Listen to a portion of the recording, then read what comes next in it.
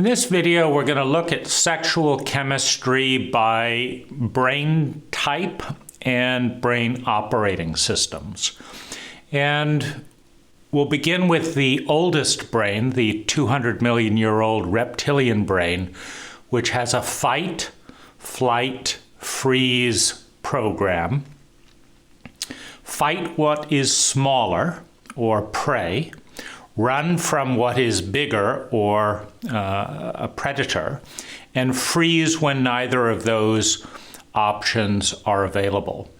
In a human version of this, we add fawn or please, the pleaser which seeks to ingratiate oneself with someone higher on the dominance hierarchy.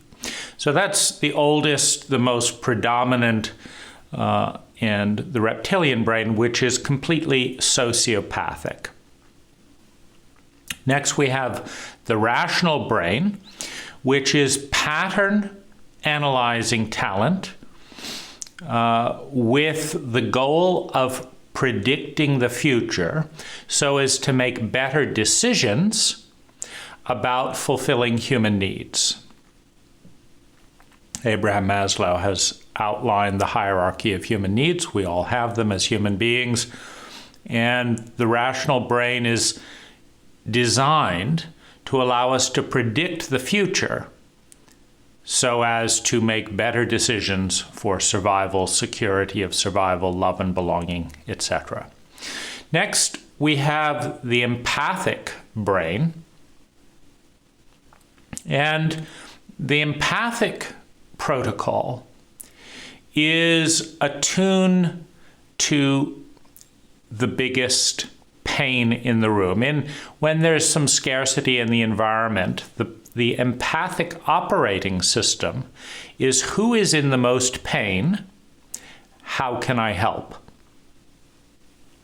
Now, once scarcity is alleviated through this initial entrance of the operating system, the next is what are the strongest feelings in the space, positive and negative, and how can we respect, attune to, and respond to those feelings. We also are moving towards the domain of adult love. Finally, the transcendent region of the brain, the newest platform and operating system, is dissolving boundaries and acting as if we are part of a larger ecology with which we are one. So if we look at the human body, we could identify with being a finger, and that's accurate. Or we could identify with being a part of a larger body. That's also accurate. And the highest truth is interdependence. And the reason for that is if this finger operates as if it is an isolated finger and has nothing to do with the larger body, it will act less intelligently than if it acts as if it is part of a larger organism, a larger ecology. If individuals act as if they are independent from their host body, the planet that we all belong to, we will not behave as intelligently as if we operate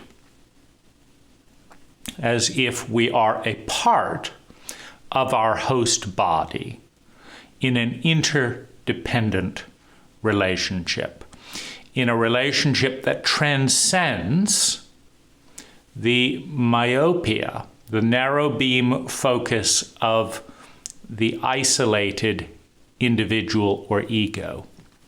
So these are the different operating systems. Now, if I'm in a reptilian dynamic, in a sexual relationship, first of all, we're not dealing with empathy or love. We're dealing in the domain of power. So sex as two reptiles is a power dance. Now, typically, we'll also be dealing in a physical dimension. The male is operating typically in the masculine role, though not necessarily. You can have highly chauvinistic, highly masculine females in the human kingdom. In an animal kingdom, it would be typically the male is the initiator. And sex is very much predatory. It is a hunt. The masculine persona, the masculine party, will pursue the feminine party for the purpose of conquest.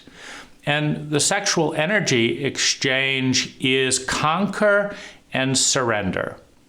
So remember, you have fight what is smaller than you and run from what is bigger than you. But if you cannot escape, then freeze. So this is typical rape phenomena, where a predator will attack someone who's more vulnerable and cannot escape. The prey will run as much as possible and then freeze when running is not available. So we're dealing with a reptilian sexual exchange. Now, this reptilian exchange can also facilitate intense energy flow with the permission of the rational or even the empathic brain in the type of scenario where multiple brain programs are involved simultaneously.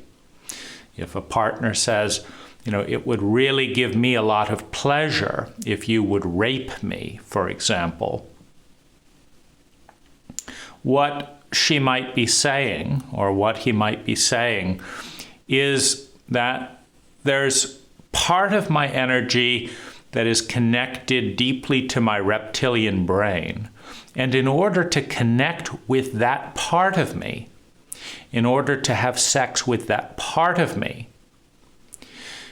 you have to operate from that part of yourself. In other words, for me to have a feminine orgasm from my reptilian brain, you must hunt me and be dominant, because that's the only way that I will run and ultimately submit in the freeze or please dynamic. Because you have fight, flight, freeze, or please.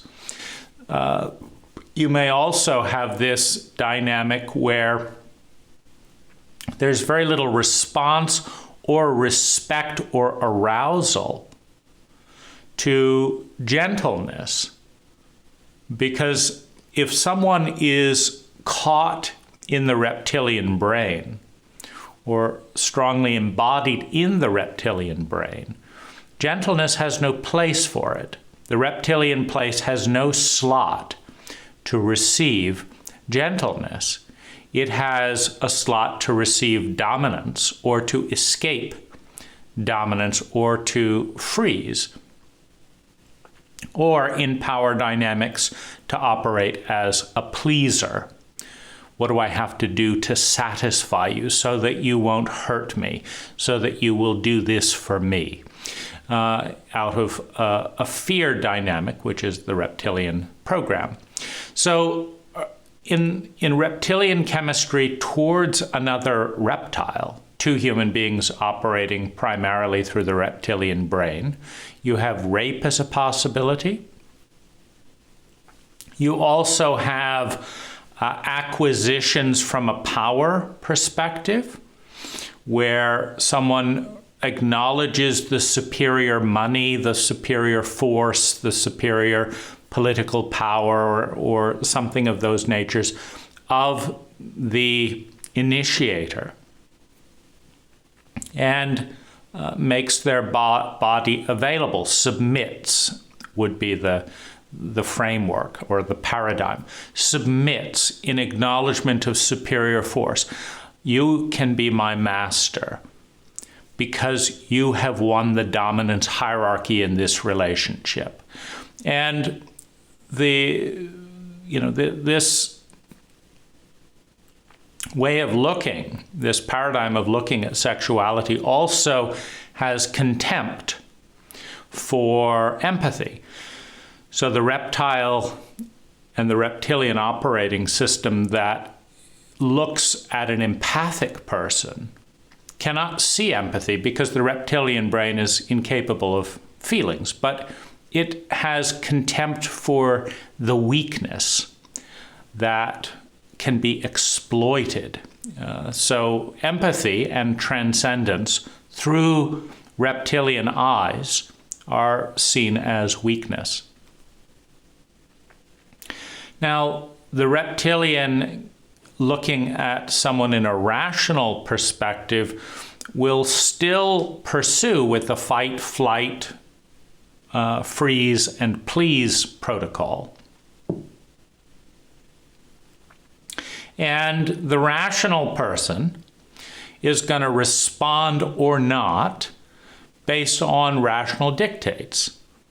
The rational person may say, well, this is the way it's done in Hollywood, for example, and I want to get a movie role, and so, I'm on board because it's a stepping stone to where I want to go. So you can have a collusion between the reptilian and the rational operating systems when expedient.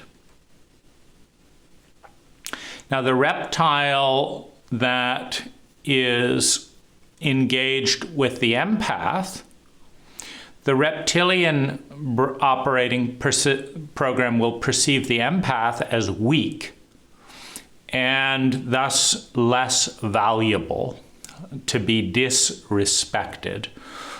The empath connecting with the reptile may engage out of pity, may engage out of an awareness or a connection of the latent potential of the empathic brain, may engage with projection. An empath may feel empathy and engagement for the other person and project that on the other to imagine that lust or power dynamics being directed towards them are empathy. In other words, unconsciously projecting the self onto the reptile. And in this dynamic, you'd have the empathic person engaging with a projection, and the reptile also engaging with a projection, where the lover is projected by the empath, and the valuelessness or the conquest is projected by the reptile.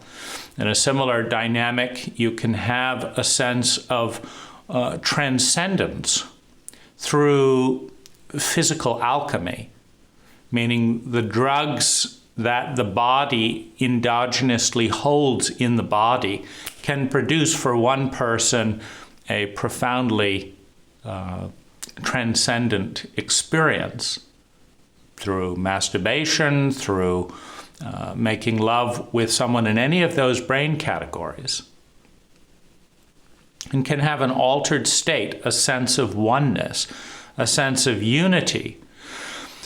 They can also conflate their own opening to the transcendence in their own brain with the other person. In other words, if you have your first transcendent experience while making love to a reptile who is fucking you with contempt, because to a reptile's point of view,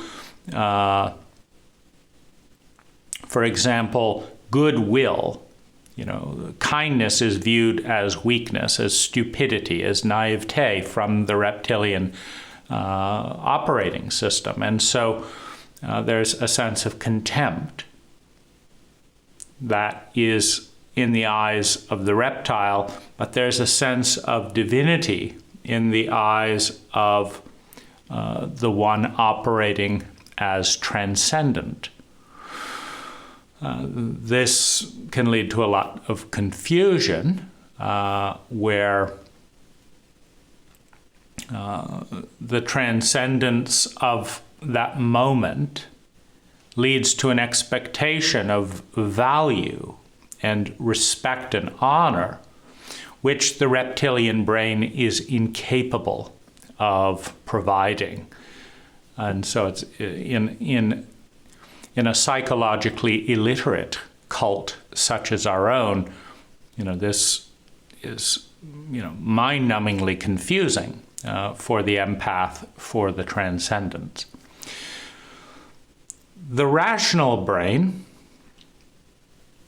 can relate to the reptilian brain from rationality. I'm lonely, you're lonely, we'll make the best of what we've got. Physical touch feels good, I'd like to relax, you're in lust or whatever you're doing.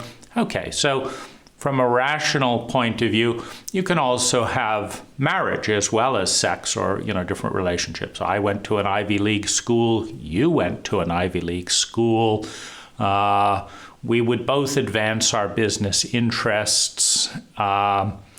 And my father approves of you, and he's going to let me inherit millions of dollars if I marry the person that he approves of. It's an unspoken agreement, and so checks the boxes. And so the rational brain can connect with another reptile, can connect with another rational brain, can also connect with an empathic brain rationally. And say, well, it's awfully sweet that you've got these passionate feelings. It's very interesting.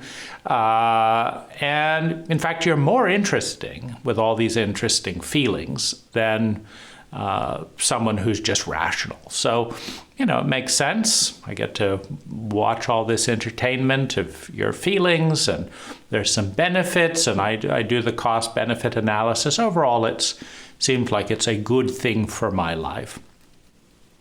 And similarly, the rational with the transcendent, maybe a little bit of a shaky relationship. What's all this oneness? What's all this thing? That's not very rational. But, nonetheless, it works for the time being. You can have your projections of transcendence and all of that. For me, I'm just, you look better than so-and-so, and it makes sense to me to connect with you in this way. Now, the empath, relating to the reptile, can, first of all, relate to the projection of the other's empath, because all of these regions in the brain are present, but the identity, the dominant identity of the individual tends to ask the other parts of the brain to be sublimated. And so the empath may project empath onto the other. The empath may have pity on the reptile.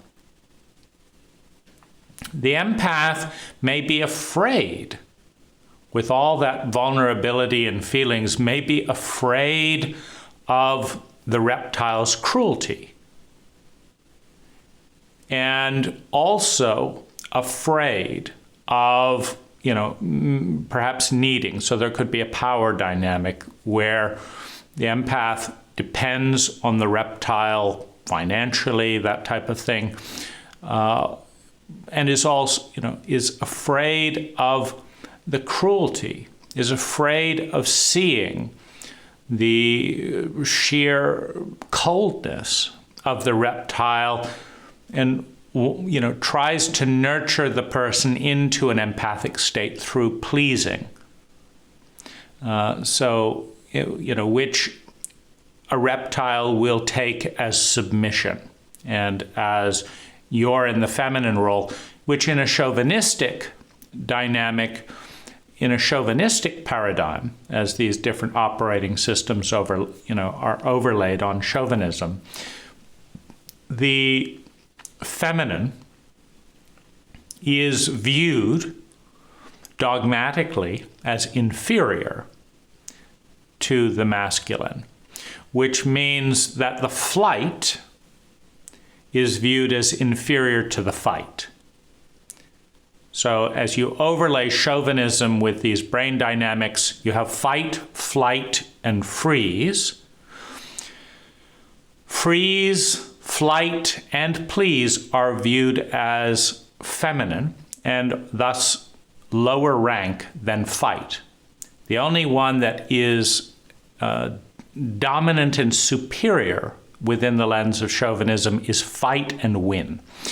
The rational is viewed as superior to the empathic because rationality, thought, is more masculine. Femininity, emotionality, empathy, more feminine. So rationality, more masculine. So through the lens of chauvinism, if a rational person is engaged with someone who's more empathic, they will tend to feel superior to the empathic person, simply because through the lens of chauvinism, everything feminine in men and in women is inferior to everything masculine. And an empath who subscribes to chauvinism will also view themselves as unimportant, lacking of value, too emotional would be a common term for it. I'm sorry, I'm too emotional. I lost control of my emotions. I let some feelings, some feminine energy enter the space. Therefore, punish me. I've lost rank in the relationship.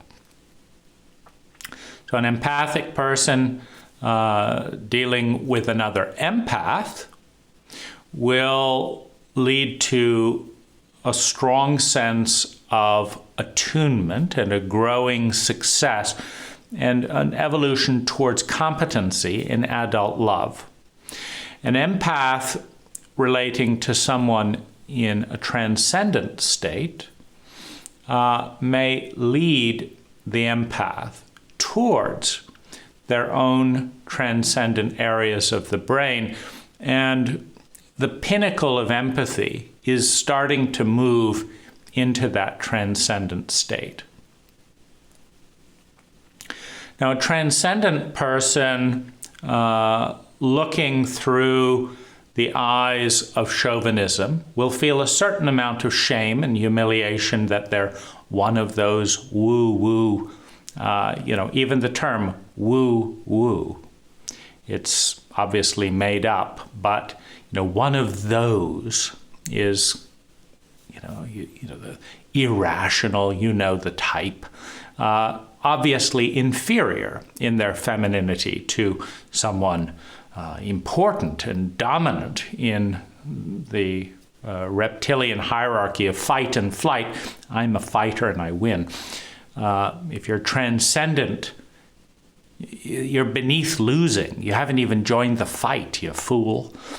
So if, from the eyes of a reptile, from the eyes of chauvinism, a certain amount of shame and caution around being in that transcendent state of acknowledging the beauty, the truth, the goodness, the tenderness inside and out, is something to be kind of kept aside and just shared with a few people, because we all know in a chauvinistic cult that, that's a little bit out there, not to be talked about in public. So we have, that overlay of chauvinism. The transcendent looking to the reptile looks with compassion to the reptilian brain. In confusion, may project transcendence and set the transcendent brain up for betrayal.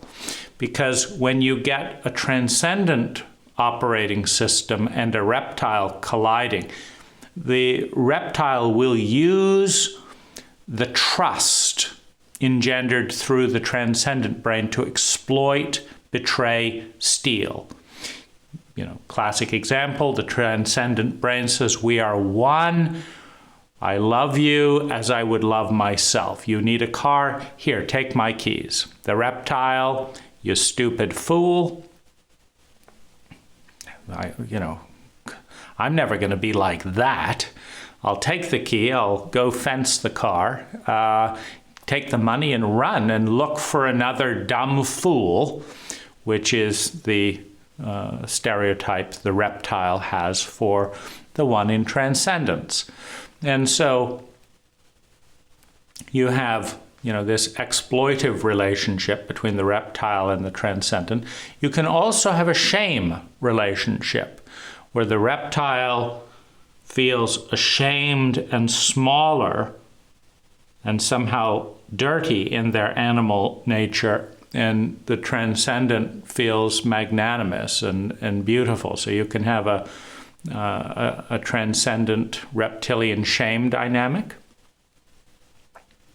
The transcendent and the rational, there can be a sadness and an ache because the transcendent wants to touch that which is sacred and beautiful in the other.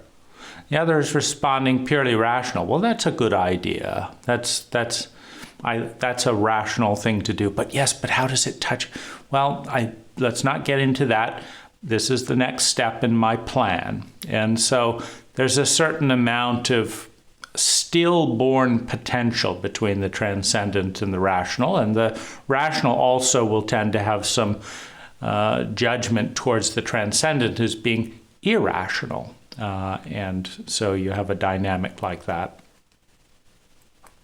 The transcendent and the empathic, you've got a cooking like, feel this, connect with this. Let's connect. Let's be one. And the transcendent and the transcendent, you tend to have the more adult, the spiritual adult being in service, appreciating the energy. It's a lot about the journey.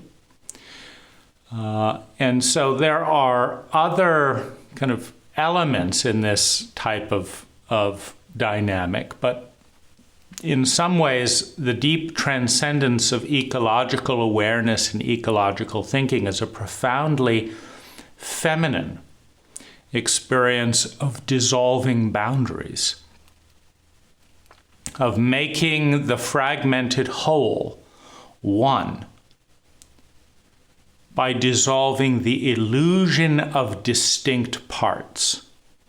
Because once you see through the eyes of ecology, you realize that these are not distinct parts.